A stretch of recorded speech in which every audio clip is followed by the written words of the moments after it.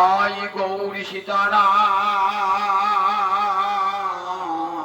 প্রেমানন্দে একবার হরি হরি বল। নিতাই গৌরী সীতানাথ প্রেমানন্দে একবার হরি হরি বল। নিতাই গৌরী সীতানাথ প্রেমানন্দে একবার হরি হরি বল। তবে তো ভক্তবৃন্দের চরণে আমার কোটি কোটি দণ্ডবত প্রণিপাত। মহাপ্রভু রয়েছেন তখন কাশী ধামে, যাকে মর্তের কৈলাস বলা হয়। সেই সময় সনাতন গোস্বামীপাদ মহাপ্রভুর চরণে পড়ে বিনীতভাবে জানিয়েছেন, প্রভু সাধ্য কাকে বলে, সাধন কাকে বলে আমি তো কিছুই জানি না, কৃপা করে তুমি আমাকে সব শিক্ষা দাও। দেখেছেন সনাতন গোস্বামীপাদ কত বড় পণ্ডিত, যারা তার বৃহৎ ভাগবতামৃত পড়েছেন, যার ভাগবতের টিকা পড়েছেন, যার দেখবেন কত বড় পণ্ডিত, কত বড় বিদগ্ধ, তৎকালীন ভারতবর্ষের প্রধানমন্ত্রী, অখণ্ড বাংলার প্রধানমন্ত্রী। তথাপি কত বিনয়ের সঙ্গে দীনতার সঙ্গে মহাপ্রভু যেন কিছুই জানেন না, সব জেনেও না জানার ভাব, এটাই তো বিদ্যানের লক্ষণ। বলছেন প্রভু সাধনই বাকি, সাধ্যই বাকি, আমি কিছুই জানি না, কৃপা করে আমাকে শিক্ষা দাও। তখন মহাপ্রভু কত কথা শোনালেন, শেষে বললেন দেখো 64টি সাধন ভক্তি আছে, তার মধ্যে 5টি সাধন ভক্তি খুব উচ্চস্তরে প্রধান। এই 5টা যদি অল্প সঙ্গ হয় তাহলে কৃষ্ণ ভক্তিরও উপরে কৃষ্ণ প্রেম লাভ হয়ে যায়। যে প্রেমের জন্য এত সাধনা, উদ্ধবাদী ভক্তবৃন্দ যে প্রেমের সাধনা করে গেছেন, সেই প্রেম লাভ হয়ে যায় এই পঞ্চ অঙ্গ যাজন করলে পারে। কি কি সেই পঞ্চ অঙ্গ?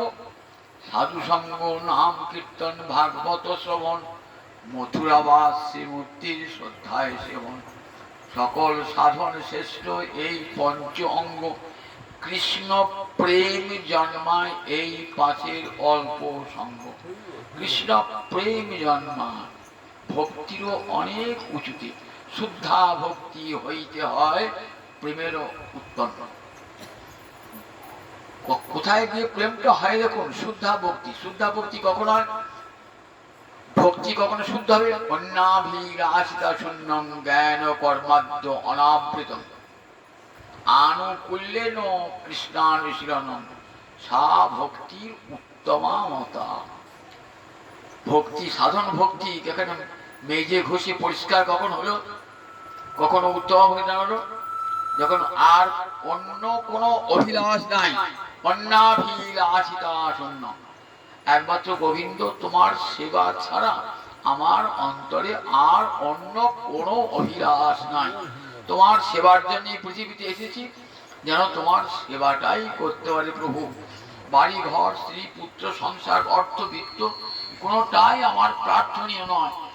একমাত্র আমার প্রার্থনা জন্মে জন্মে যেন তোমার শ্রীচরণ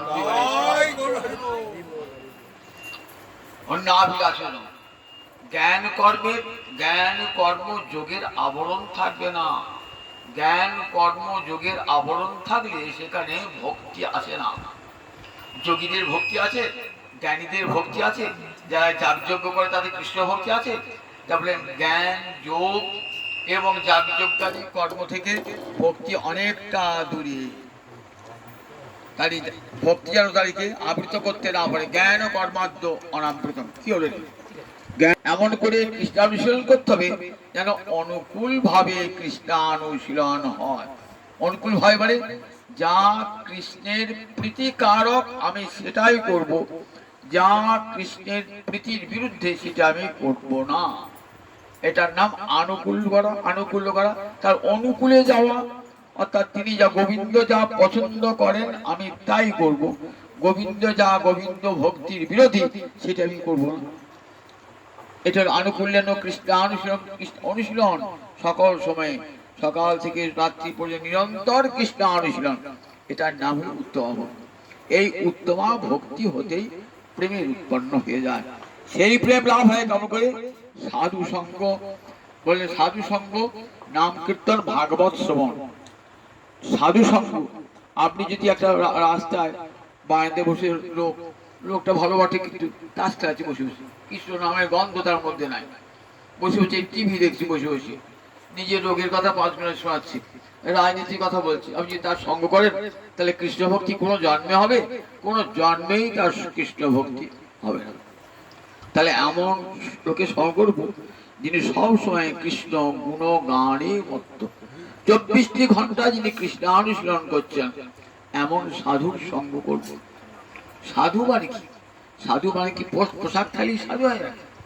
গেরুয়া পোশাক থাকলো, একটা হাতে একটা ত্রিশূল থাকলো, নদীর ধারে বাস করলো, আমি বিয়ে থা করি না, ব্রহ্মচারী, সুতরাং সাধু। এটা তো সাধুর কোনো লক্ষণই না। সাধুর লক্ষণ যো সাধয়তি সাধু, যিনি নিজে সাধন করেন এবং অপরকে সাধন করান।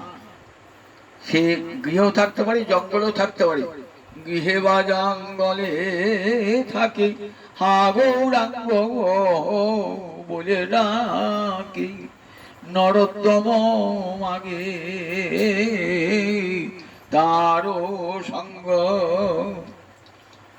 নরোত্তম ঠাকুর বলছেন, আমি তার সঙ্গ প্রার্থনা করি। কার সঙ্গে? তাকে গিয়ে থাকুক কি জঙ্গল থাকুক, আমার এটা আমার দরকার নাই। ইহা গৌরী বলি নয়নে ঝরে, যারে হরি বলিতে নয়নে ঝরে, আমার যেন কেবল তারই সঙ্গ হয় জীবনে, আর কারো সঙ্গ চাই না। সে গৃহেই থাকুক আর জঙ্গলেই থাকুক। এই সাধু সঙ্গটাই জীবনে মহামূল্যবান। যখন দেখবেন এই ব্রহ্মাণ্ড ভ্রমণ করতে করতে কোনো সাধু সঙ্গ হয়ে গেছে না, তখনই জানবেন আমার জীবনের সমস্ত বাসনার ক্ষয় হয়ে গেছে। বাসনার ক্ষয় হয়েছে বলে সাধুর সঙ্গ লাভ হয়েছে। কপিল দেব বলছেন না মাকে, যে মা তোমাকে কিছুই করতে হবে না, তুমি গিয়ে তোমার জপ তপ ধ্যান ধারণা কিছুই তোমার চাই না, তুমি গিয়ে সাধুদের সভায় বসবে, দেখবে সাধুদের সভায় তোমাকে কিছু জানতে হবে না, তুমি তাদের কথাগুলি বসে বসে কান পেতে শুনবে। শতাঙ্গ প্রসঙ্গান মম বীর্য সংবিদ ভবন্তি হৃৎকর্ণ রসায়ন কথা। দেখবেন সাধুরা 5 জন মিলে বসে কি করছেন? তারা কোনো রাজনীতির কথা বলছেন না, নিজের রোগের দুঃখের কথা বলছেন না, নিজের সংসার কথা বলছেন না। তারা জানেন কৃষ্ণ কথা ছাড়া জগতের আর যাবতীয় কথা সব অসদালাপ, সব বৃথা। তাই তারা 24টি ঘন্টা হরি কথা আলাপে মত্ত থাকে। সেই সাধুর সঙ্গ তুমি করবে বাবা মা, সেই সাধুর সঙ্গ করবে, তাহলে তোমার কি হবে?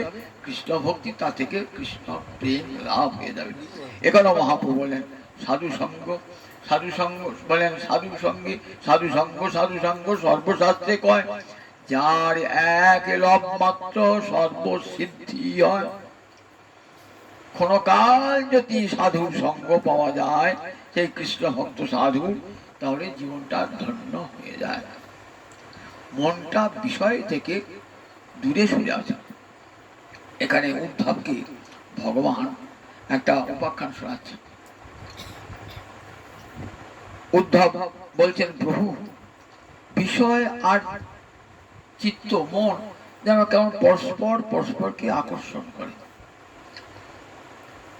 বিষয় থাকলে মন সেই দিকে যায়, আবার বিষয়টা মনের দিকে যায়। ঠিক যেমন চুম্বক লোহাকে আকর্ষণ করে, ঠিক তেমনি বিষয় ধন জন বৈভব এ আমাদের এত আকর্ষণীয় বস্তু না, যেখানে টাকা পাবো ছুটছি, সেখানে যেখানে বিষয় পাবো, ধন সম্পদ পাবো, সব ছেড়ে ছুটছি। অর্থ বিত্ত লাভ যশ প্রতিষ্ঠা দিকে ছুটে বেড়াই আমরা। বিষয়ের প্রতি এত আকর্ষণ আমাদের বিষয়ের প্রতি। এই বিষয়ের প্রতি আকর্ষণ কেন হয় প্রভু? উদ্ধব গোবিন্দ চরণে নত জান হে প্রশ্ন লিখেছে। উদ্ধব জ্ঞানী, ঠিক সনাতনের মতন উদ্ধব। বৃষ্ণাং প্রবল মন্ত্রী কৃষ্ণস্য দ্বৈত সখা, শিষ্য বৃহস্পতি সাক্ষাৎ উদ্ধব বুদ্ধি সত্তম। উদ্ধব সম্পর্কে কৃষ্ণের খুড়তুতো ভাই, আবার একান্ত ঘনিষ্ঠ জন। বৃষ্টি বংশে যদু বংশের প্রধানমন্ত্রী, তার পরামর্শ ছাড়া উগ্রসেন বংশের পিতা এক মুহূর্ত চলতেন না। তাই বৃষ্ণি বংশের শ্রেষ্ঠ মন্ত্রী, কৃষ্ণস্য দ্বৈত সখা।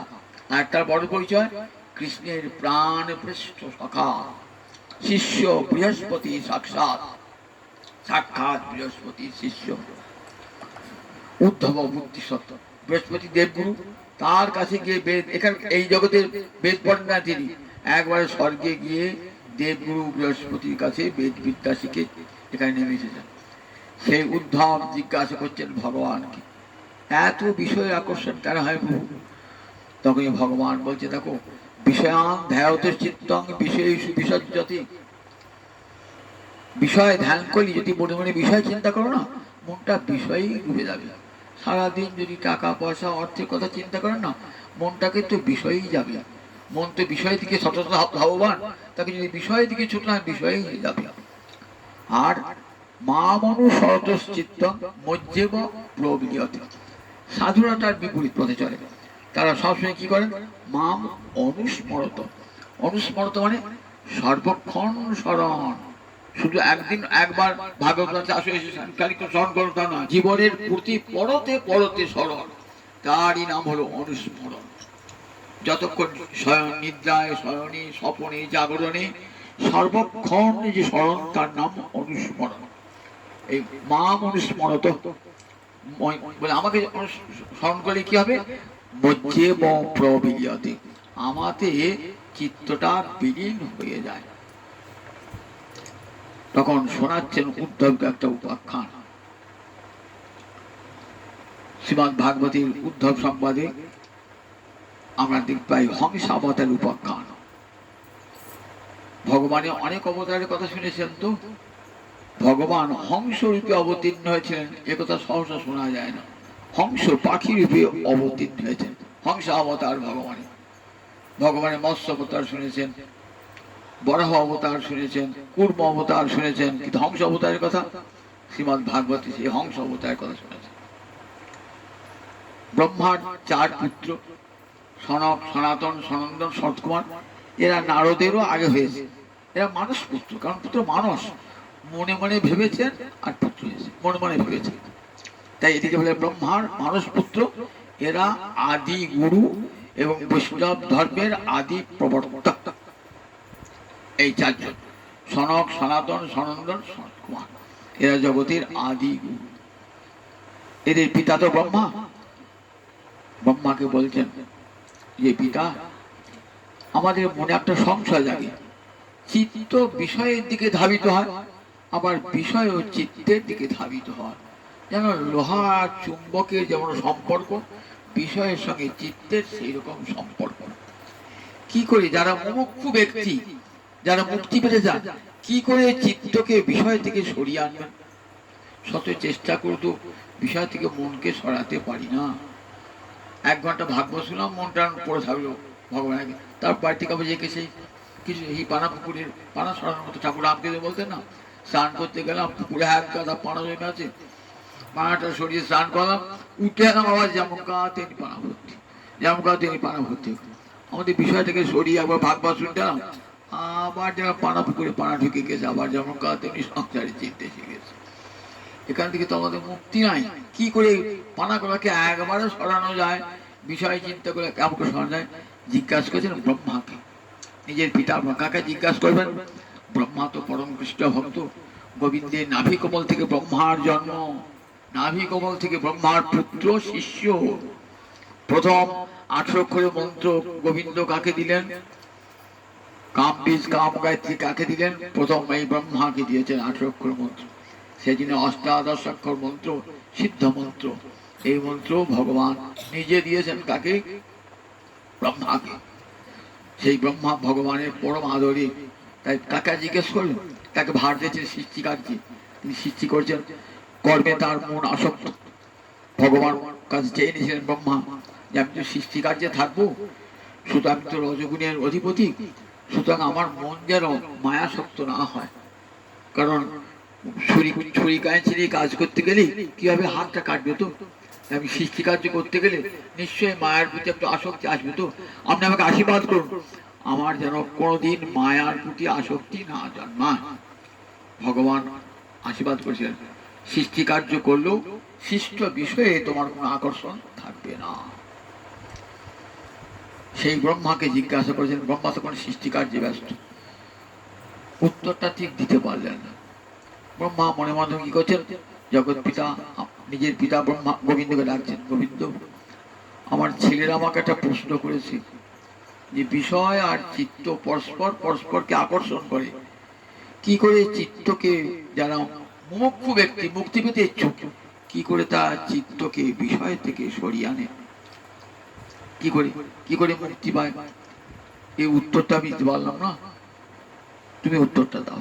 এমনি করে ব্রহ্মা ধ্যানে বসলেন। ব্রহ্মা যখন ধ্যানে বসেছেন তখন ভগবান শ্রীহরি এলেন একটি হংস মূর্তিতে, একবারে সাদা ধপধপে হাঁস এসে বুঝতে হচ্ছে। সনক সনাতন বলছেন, ও ভগবান আপনি কে? হাঁসটা বলছে, যাচ্ছে এই প্রশ্নটা কাকে উল্লেখ করে, কাকে নির্দেশ করে? ও ভগবান বলছেন আপনি কি, এটা কাকে উদ্দেশ্য করে বলছেন? আমার দেহটাকে, আমার আত্মাকে, বা আমাকে পরমাত্মা মনে করে? কি মনে করে? যদি আমার দেহ মনে করেন তাহলে দেহ তো সব পঞ্চভূতে করা, সবারই দেহ এক, তাহলে আবার আপনি কে? সবাই যা, আমিও তাই। পাঁচটা ক্ষিতি অপ তেজ মরুক বোম, এই পঞ্চভূতে গড়া সমস্ত প্রতি মানুষের। সুতরাং আপনি আমি ভেদ আছে নাকি? আমি বলি আপনি কি বলবেন, আমি পঞ্চভূতে করা, আমিও পঞ্চভূতে করা, আপনি আবার জিজ্ঞাসা করছেন কি করে? আপনি সরা কলসি মাটি ঘর দেখতে গেলেন তো, কি বলবেন? কামার কি কুম্ভকার কি বলবেন? যা নেবেন নেন, সবে আমার মাটির তৈরি। সেখানে আমার সরা কলসি ভেদ কি? সবাই তো মাটির তৈরি। ঠিক তেমনি মানুষ তো সবই পঞ্চভূতে করা, সুতরাং আপনি কে এই প্রশ্ন হয় না। যদি ভাবে আমার আত্মা, তাহলে আপনি কে এই প্রশ্ন হয় না, কারণ সব আত্মাই তো এক, সব আত্মাই তো ভগবান শ্রীহরি, তিনি অংশরূপী আত্মারূপে সমস্ত জীবের মধ্যে রয়েছে। সুতরাং আত্মাকে বলে কোনো পৃথক কেউ নাই। আমাকে জিজ্ঞাসা করছেন কেন? আর যদি পরমাত্মা হবেন তাহলে তো আমি ছাড়া জগতে কেউ নেই, তাহলে জিজ্ঞাসা করলেন কেন? তখনই বুঝতে পারে হাঁসটি যে সে হাঁস নয়। হাঁস কি করে? ক্ষীর আর নীরকে পৃথক করে দেয়। দুধের সঙ্গে যদি জল মেশানো থাকে না, দুধটি খেয়ে নেবে, জলটি পড়ে থাকবে। তাই এই জগতে জড় বস্তু কোনটা আর চেতন বস্তু কোনটা, এই পৃথকটা কে করতে পারে?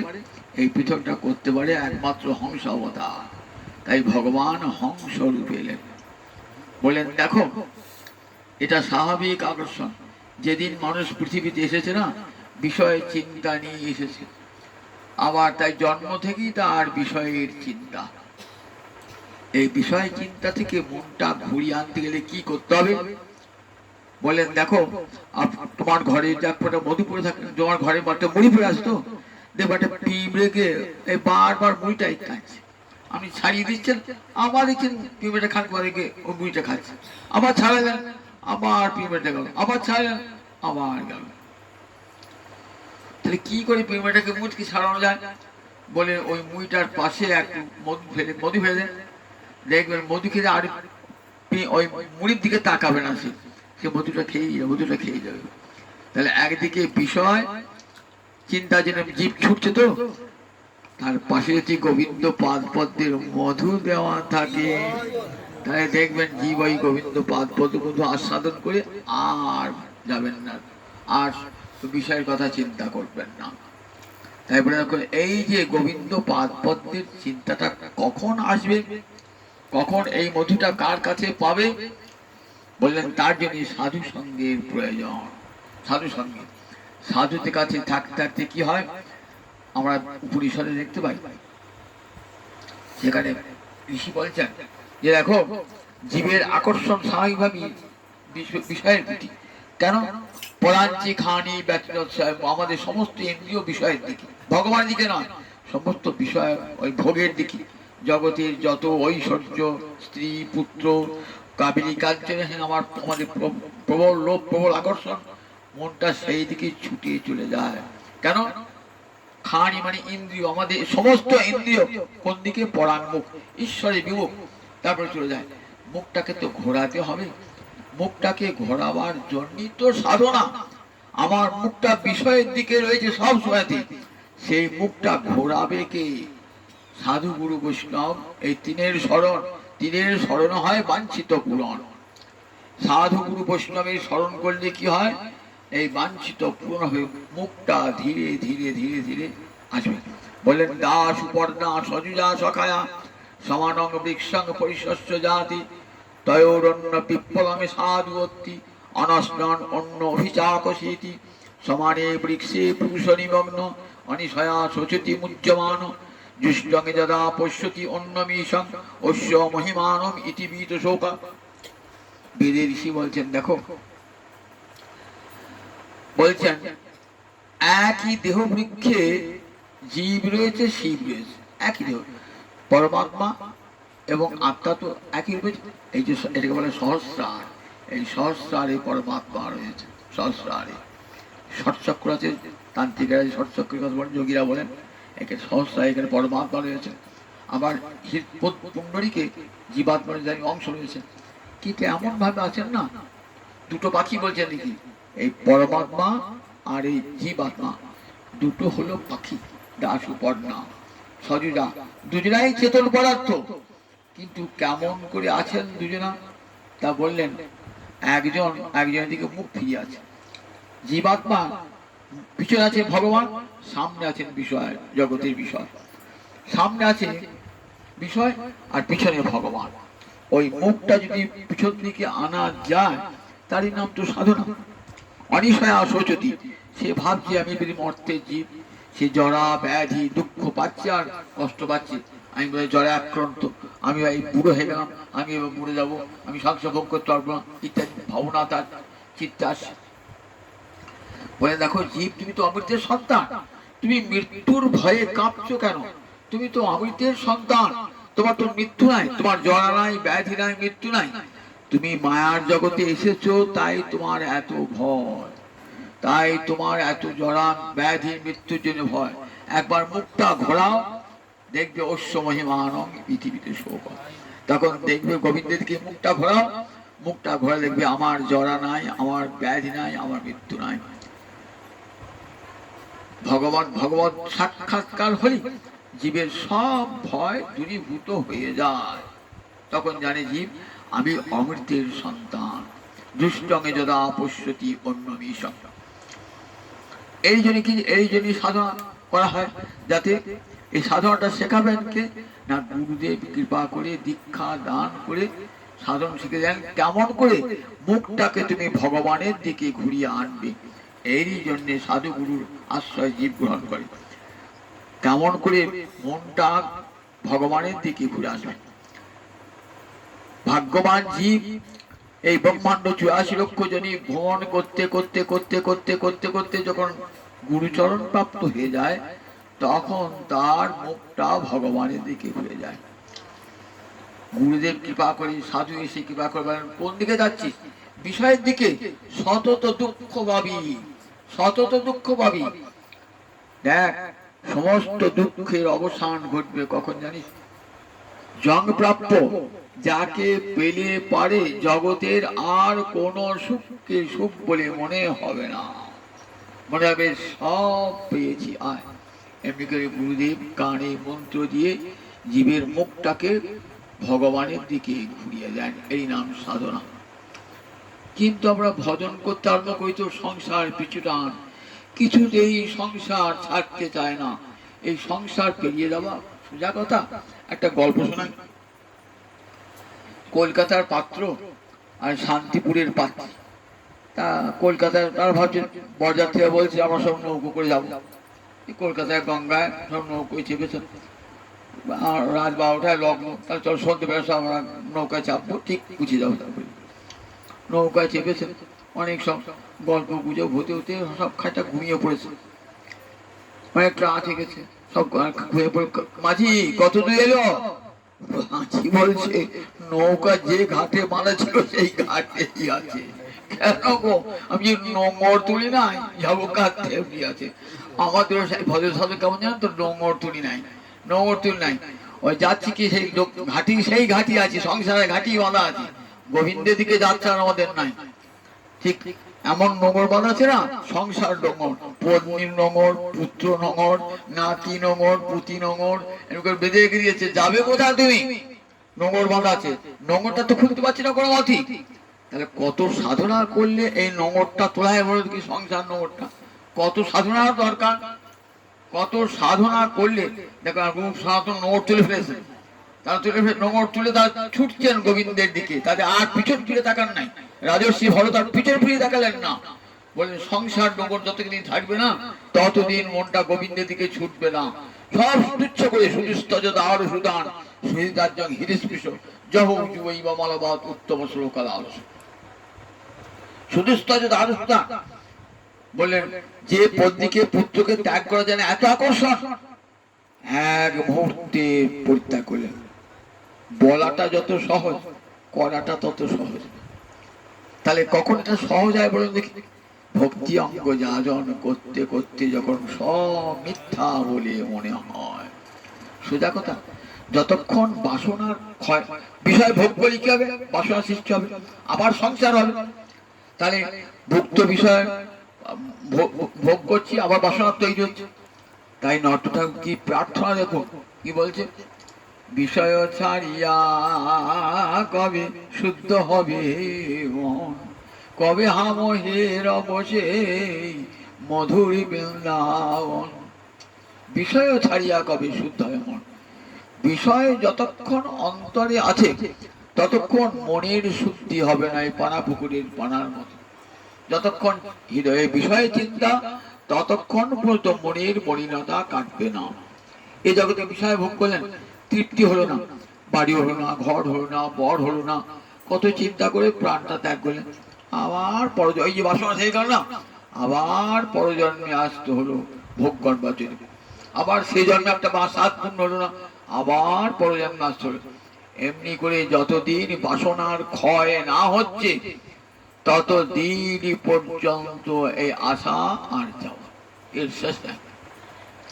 সৎসঙ্গম জড়ি, মুচুকুন্দ রাজাকে বলছেন ভগবান যে সৎসঙ্গম জড়ি, মুচুকুন্দ রাজাই বলছেন ভগবান কি সৎসঙ্গম জড়ি, যেই সাধু সঙ্গ হয়ে গেল তখন পরা বরে সে সদ্গতু তৈমতি জায়তি। সদ্গতি তুমি পরাবরস্থ ঈশ্বর তোমাতে মতি জন্মায়। যখন সাধু সঙ্গ হয়ে যায় তখনই তোমাতে মতি জন্মায়। তাই বলে দুষ্টঙ্গে যদা পশ্যতি, সাধু সঙ্গ সর্বশাস্ত্রে কয় যার এক লব মাত্র সর্বসিদ্ধি হয়। সাধু সঙ্গীর এই জন্যই জীবনের প্রয়োজনীয়তা। সাধু কৃপা করে গোবিন্দ চরণে জীবকে এনে দেন। হৃদয়ে কৃষ্ণ ভক্তি মহামূল্যবান সম্পদ। যতক্ষণ পর্যন্ত মহামূল্যবান সম্পদ ভক্তিকে না পাচ্ছি ততক্ষণ জগতের সম্পদকে বড় বলে মনে হয়, অর্থ বিত্তকে বড় বলে মনে হবে। কতক্ষণ? যতক্ষণ ভক্তি সম্পদ লাভ না করছি ততক্ষণ পর্যন্ত এই জগতের ধন সম্পদ সব কিছুকে বড় বলে মনে হবে। সনাতন গোস্বামী পাদের কাছে গিয়েছেন সে মানকরের ব্রাহ্মণ, স্বপ্ন দেখেছেন, রাত্রিবেলাতে স্বপ্ন দেখেছেন। কি স্বপ্ন দেখেছেন? আমার কন্যা দেয়, তা টাকা তো জোগাড় করতে পারছি না, তা কোথায় টাকা পয়সা পাওয়া যায় পুরো ব্যবস্থা করে দাও। শিবের ভক্ত তো, শিব বলে যা যমুনা তীরে দেখা সনাতন একটা লোক আছে, তার কাছে চাইবি টাকা পাবে। ছুটে চলে গেলেন। তারপর দিন হাঁটতে হাঁটতে চলে গেলে, যখন তার ট্রেন বাসছিল না, বৃন্দাবন গিয়েছে। বৃন্দাবনে কোথায় জিজ্ঞেস সনাতন, সনাতন কাঙাল ফকির তাকে খেয়েছে। ঘুরতে ঘুরতে ঘুরতে ঘুরতে দেখলেন একটা সাধু যমুনার তীরে কৌপিন বহির্বাস করে হরিনামে মালা জপছে। তুমি সনাতন? তুমি হ্যাঁ আমি সনাতন। ও ঠিক আছে, তোমার কাছে আমাকে পাঠিয়েছে, কি জন্য এসেছো? তারপরে আমি কন্যা আদায়গ্রস্ত, আমার তো অর্থ কিছু নাই, টাকা চাই কিছু, তাই আমাকে শিব স্বপ্নে দিলেন সনাতন কাছে যাও, সনাতন গেলে তোমার আর্থের সমাধান হবে। সনাতন বলছে আমার কাছে পাঠিয়েছে, আমার তো হরিনামে মালা সম্বল দেখছো, একটা থাকবার জায়গা পর্যন্ত গাছতলায় শুয়ে থাকি, ভিক্ষা করে মাথু করে হাতেতে খাই, আমার নিজের খাবার পর্যন্ত, তোমাকে কি দেবো?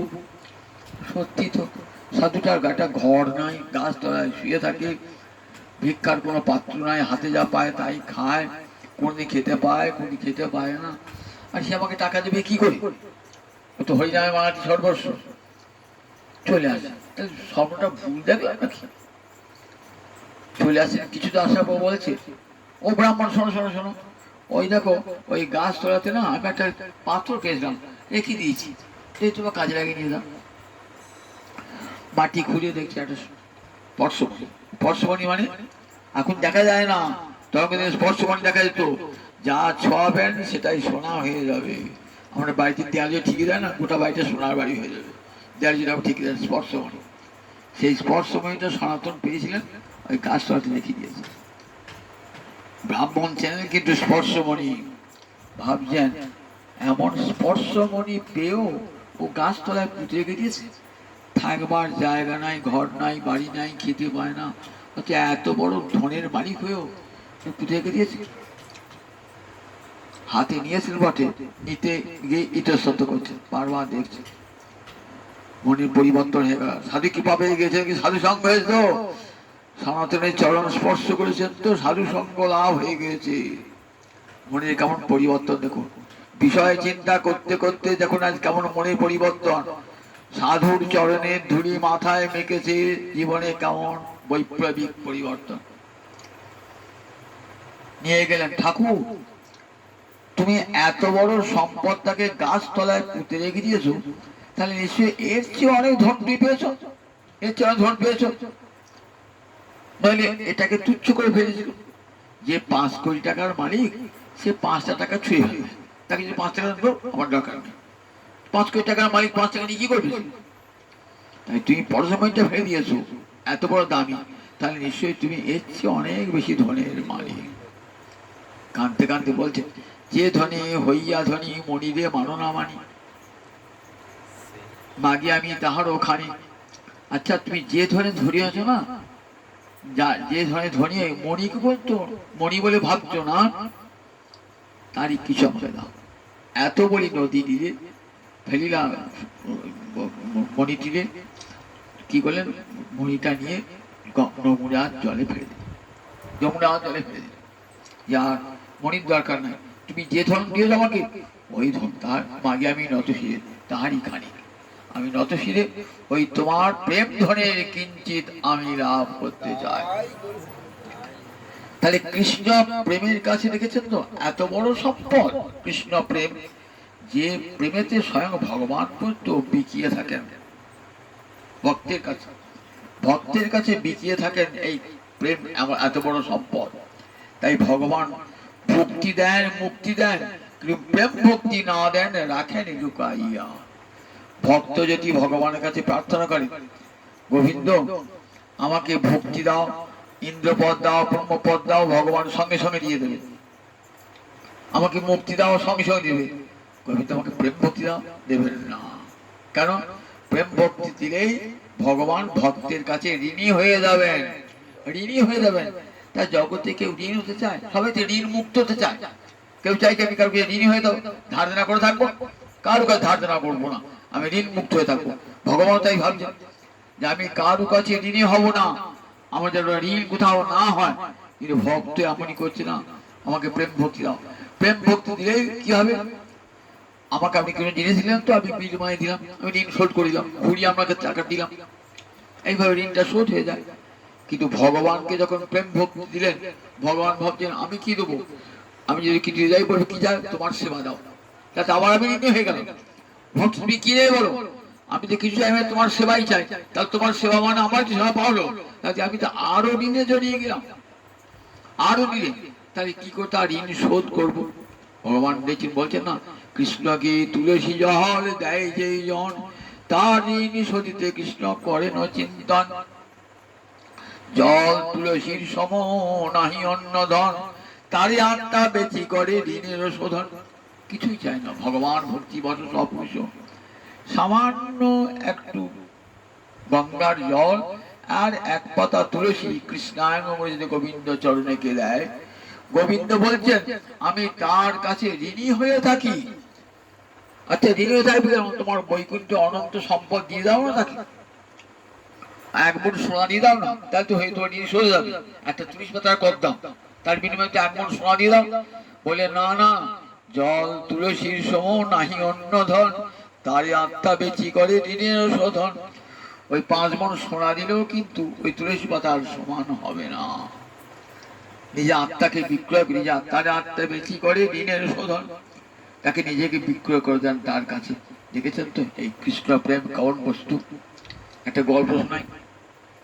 একটা বাজারে বসে লেবু নিয়ে বসে পড়ে, লেবু নিয়ে বসে, এই 2 পয়সা 4 পয়সা লাভ হয়, সেটি সংসার চলে। বাড়িতে স্ত্রী আছে, পুত্র আছে, 3টে লোক আছে। তো ছেলেটা মাঝে মাঝে বলে, বাবা বাজারে খেলনা আনো না, খেলনা আনো না। খেলনা কিনে পেটে খাওয়ার পয়সা কি খেলনা আনবে? কিন্তু ছেলে তো কি মানে সবার বাবা কিনে দেয় খেলনা, আমাকে একটা খেলনা কিনে দেয় না বাবাকে। মনে মনে ভাবছি এমন আমি দুর্ভাগ্য আমার, বাবার ছেলে চাইছে একটা খেলনাও কিনতে পারি না। ছেলেটার জন্য পেট ভরাতি সব পয়সা চলে যায়। একদিন যাচ্ছে রাস্তা দিয়ে, প্রবল বৃষ্টি পড়ছে, একজনকে 2টো পয়সা পাবে ধার নিয়ে আসবে, দিয়ে আবার লেবু কিনে হতে যাবে। দেখছি একটা চালা ঘর উল্টি পড়ে গেছে, সেখানে কেউ নাই, একটা পাথর চিকচিক চিকচিক করছে। বলে ছেলেটা তো কাঁদে, এইটি বলে এই নে তো খেলনা তুই দিয়ে নিয়ে এলো।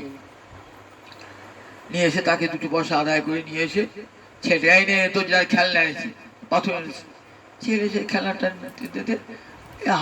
যেখানে হাবি জাবি ফেলি সেখানে ফেলে দিয়েছে।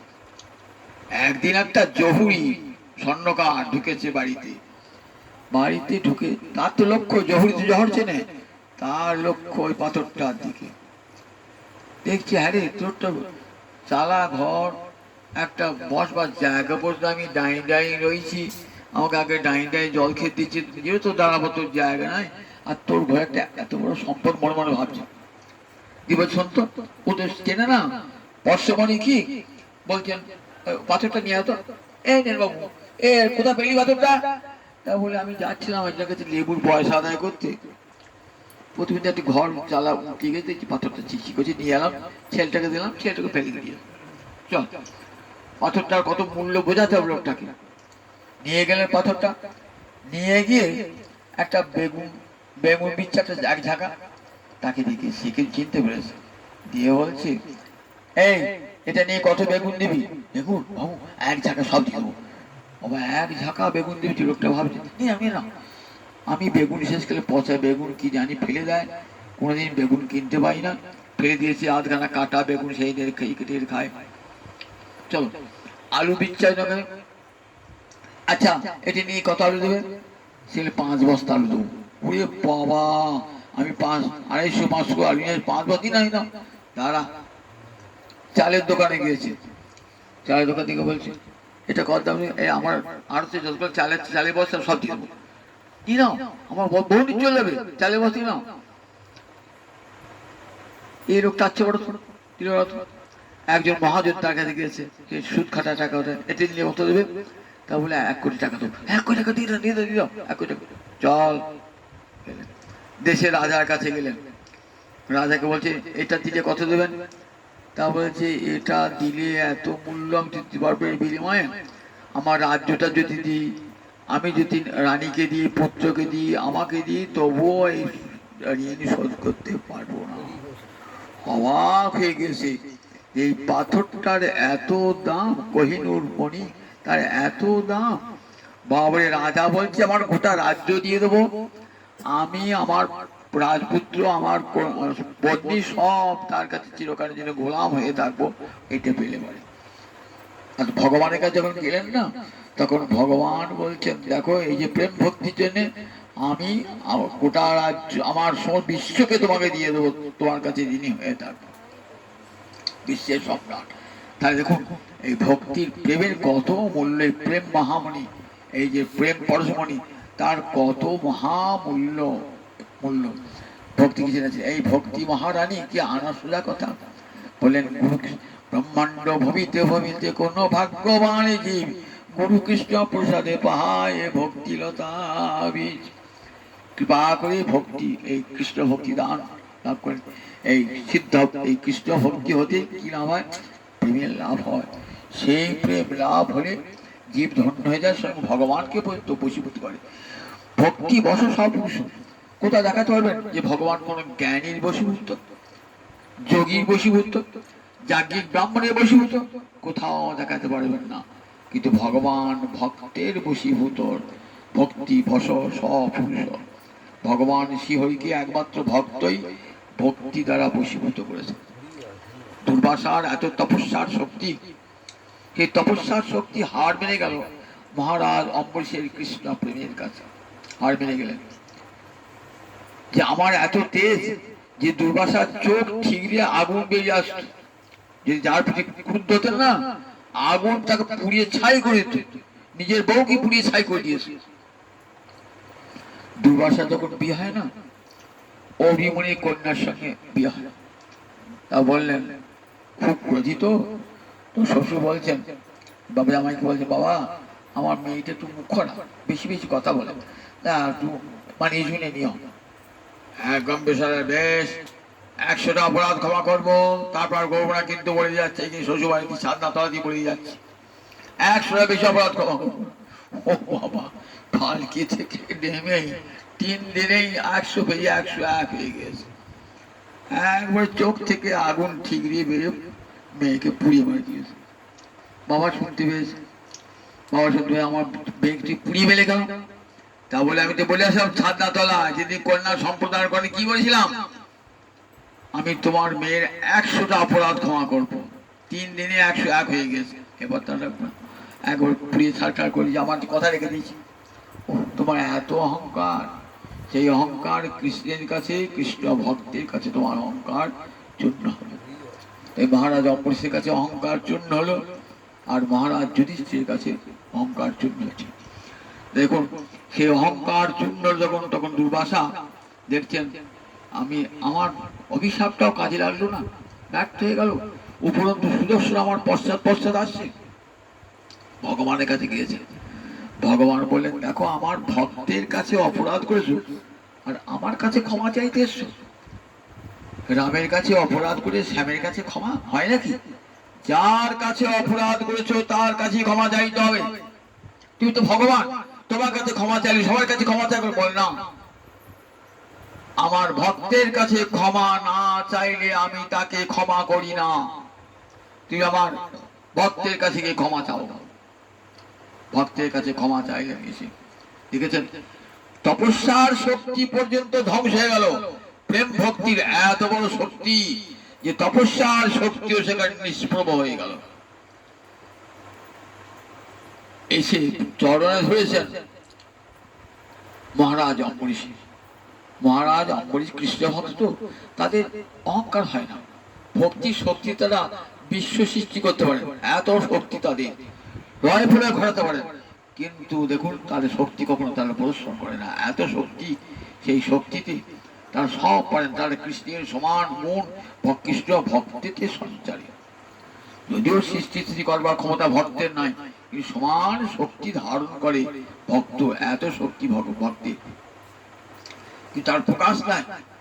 হরিদাস ঠাকুর থেকে আরম্ভ দেখুন রূপ সনাতন, এদের শক্তি কি ভয়ঙ্কর শক্তি, কিন্তু শক্তির প্রকাশ তারা কোনদিন করেন নাই, কারণ বিনয়ে তারা সব সময় অবনত হয়েছে। যোগী মুনি ধ্যানী জ্ঞানী ঋষি তাদের কাছে মাথা নত করেছেন, বলেন না আমার ভক্তি জোর তোমার তপস্যা চেয়ে বড় বেশি বলেন না।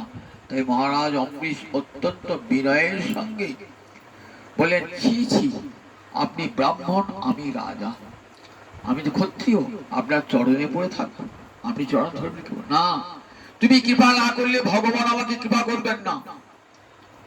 তখন মহারাজ অম্বরীশ সুদর্শন চক্রকে প্রশমিত করলেন, সুদর্শন হাত থেকে রক্ষা পেলেন।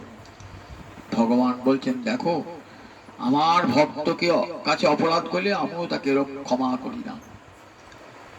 জানো ভক্ত আমাকে কেমন করে জানো? ভক্তামাং বসে কুর্বন্তী সস্ত্রীয় সৎ প্রতীক যথা। ভক্ত আমাকে বশীভূত করে কেমন? সতী রমণী যেমন ভালোবাসা দিয়ে স্বামীকে বশীভূত করে নেয়, ভালোবাসার এত জোর এত শক্তি যে স্বামীকে বশীভূত করে নেয়। স্বামী সংসারে কর্তা, তথাপি কিন্তু স্বামী স্ত্রীর অনুমতি ছাড়া সংসারে কোনো কাজ করেন না, ইচ্ছে করে করতে পারেন না, কারণ স্বামী সেই সতী রমণীর অনুগত হয়েই করেন। ঠিক তেমনি ভগবানও চান ভগবান ভক্তের অনুগত হয়ে সব কাজ করেন। তবে দেখো আমার ভক্তের কাছে আমি বশীভূত, ভক্তা মাং বশী পূর্বন্তী সৎ স্ত্রী অসৎ পতি যথা সতী রমণী যেমন করে পতিকে বশীভূত করে। এই ভক্তি কি করে? এই ভক্তির বশ কৃষ্ণ। এই ভক্তি দ্বারা কি হয়? জগৎ জয় হয়ে যায় এই ভক্তির দ্বারা। এই ভক্তি পারে মনকে বিষয় থেকে সরিয়ে আনতে। এত বড় সম্পদ, ভক্তির মতো এত বড় সম্পদ জগতে আর নাই। যে সম্পদ পেলে পারে ওই মনিরে মানো না মানি, জগতের সব সম্পদ তুচ্ছ, বিষয় থেকে মন আর আকৃষ্ট হয় না। তাই হংসাবতার শোনালেন, দেখো কৃষ্ণ ভক্তি লাভে কি হয়? কৃষ্ণ ভক্তি লাভেতেই মন বিষয় থেকে দূরে সরে আসে। এই কৃষ্ণ ভক্তির ছোঁয়া পেয়েছিলেন, তাই রূপ সনাতন সব সংসার ছেড়ে বৃন্দাবনের পথে চললেন। রঘুনাথ দাস গোস্বামী পাদ এত বিষয় বৈভবের মধ্যে থেকে সব বিষয় ছুঁড়ে ফেলে দিয়ে গোবিন্দ চরণে কত কিছু সাধন করছেন গোবিন্দ সেবা পাওয়ার জন্য। দেখুন দেখুন, ভক্তি এত বড় সম্পদ। সচরণামৃত দিয়া তারে বিষয় ভুলাইব। কৃষ্ণ ভজ্জি আবার বিষয় ভজ্জি বলে, দেখো এত বড় মূর্খ, আমা ভজে বিষয় মাগে এত বড় মূর্খ। আমি বিজ্ঞ সেই মূর্খে বিষয় কেন দিব? সচরণামৃত দিয়া তারে বিষয় ভুলাইব। আমাকে ঠিক ঠিক সে ভজে, আমি কি করব? তার কাছে বিষয় কেড়ে নিয়ে আমার চরণে মতি দান করব, তার সব। এই ভক্তি আমার মহাপ্রভুর দান, ভক্তি ধর্ম মহাপ্রভু করুণার দান। জগৎজীব পেয়ে গেলেন। তাই মহাপ্রভু পূর্বে এই ভক্তি, এই রাগ ভক্তি, প্রেমে ভালোবাসা, ভগবানকে ভালোবাসা, এটি মহাপ্রভু পূর্বে ছিল না। ভক্তি ছিল সাধারণ ভক্তি, ভগবানকে কিছু চাওয়া, ভগবানের কাছে ধন দাও, দৌলত দাও, ইন্দ্রপদ দাও, প্রণপদ না হলে মুক্তি দাও। এই যে ভক্তি ছিল, সে ভক্তি ছিল বৈদিক ভক্তি। বৈদিক ভক্তিতে বৈকুণ্ঠ পদে যাওয়া যায়, কিন্তু প্রেম ভক্তিতে ভগবানকে বশীভূত বোধ করা যায়। গোলকে গিয়ে রাধা মাধবের সেবা পাওয়া যায়। সব বশীভূত। এই রাগ ভক্তি মানে প্রাণের টানে ভালোবাসা, শাস্ত্রের নির্দেশ নয়। আমরা ভগবানের কাছে, ভগবান সবাই ভগবানকে ভালোবাসি, কিন্তু সবাই ভালোবাসা আর প্রেমে ভালোবাসা দুটো পার্থক্য আছে। আমরা গেলাম পুজো থালায়, পুজো সাজিয়ে নিয়ে গোবিন্দকে দিলাম, কি বলো আমার মেয়েটার ভালো জায়গায় বিয়ে হলে তোমাকে একদিনে সেবা নেবো। আবার গেলাম আমার ছেলেটার চাকরি, আমার একদিন মাসে মাইনে দিয়ে তোমার সেবা নেবো।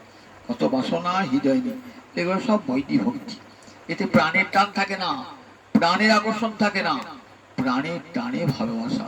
ভগবানকে ভালোবাসতে চোখে জল এসে যাচ্ছে।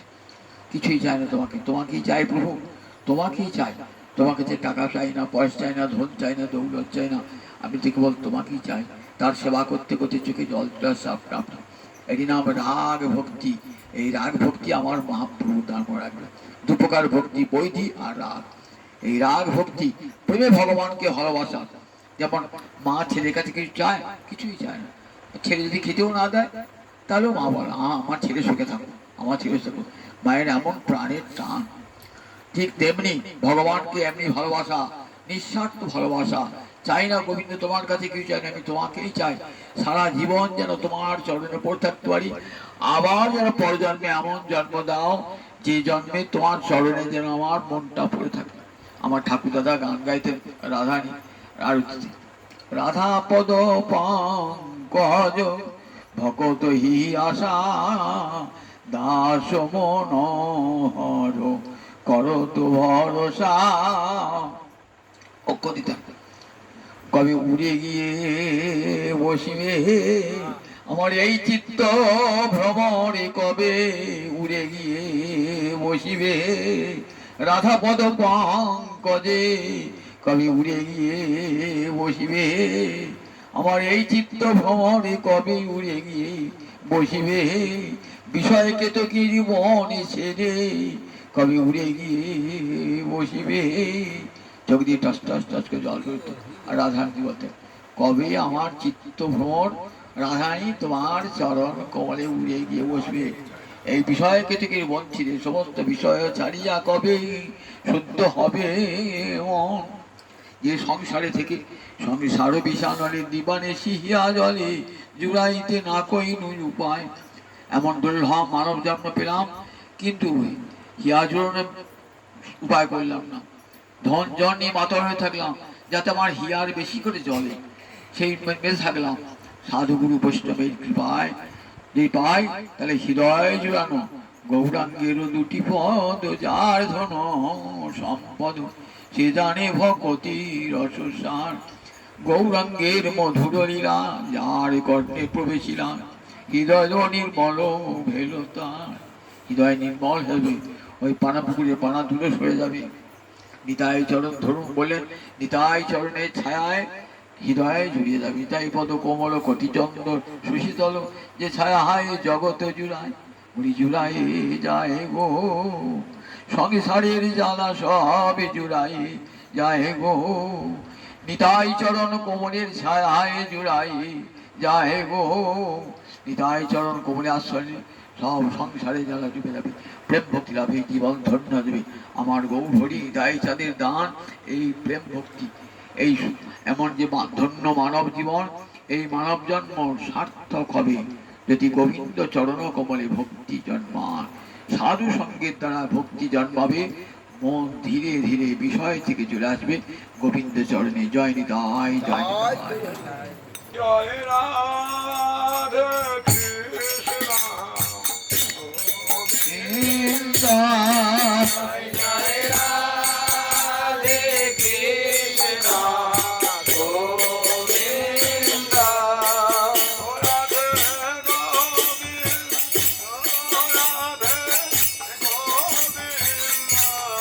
রাধে গোবিন্দ, রাধে গোবিন্দ, জয় জয় রাধে কৃষ্ণ গোবিন্দ, জয় জয় রাধে কৃষ্ণ গোবিন্দ, জয় জয় শ্যাম সুন্দর মদন মোহন, মদন মোহন বৃন্দাবন চন্দ্র, জয় জয় রাধা রমণ রাস বিহারী শ্রী গোকুলানন্দ, জয় জয় রাধা রমণ রাস বিহারী শ্রী গোকুলানন্দ, জয় জয় রাসেশ্বরী বিনোদিনী ভানুকুল চন্দ্র, জয় জয় রাসেশ্বরী